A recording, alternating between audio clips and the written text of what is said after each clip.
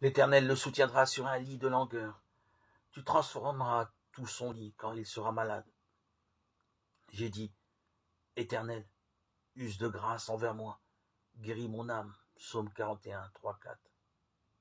Difficile de parler de la maladie lorsque la souffrance physique est là, lorsque les forces diminuent, quand le médecin a du mal à rassurer, quand on aimerait ne plus souffrir, qu'on voudrait guérir, reprendre ses activités, profiter de ses proches, quand on subit même les propos de visiteurs maladroits pour exprimer leur sympathie.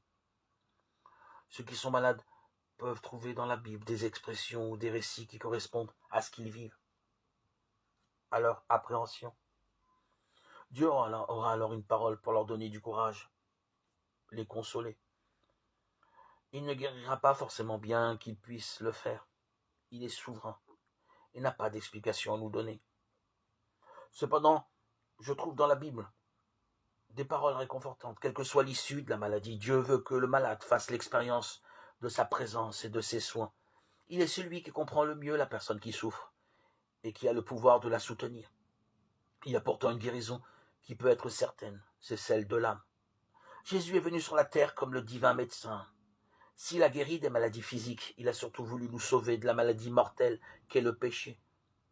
C'est d'abord cette guérison qu'il faut désirer, parce que nous en avons tous besoin et qu'elle est assurée à tous ceux qui la lui demandent.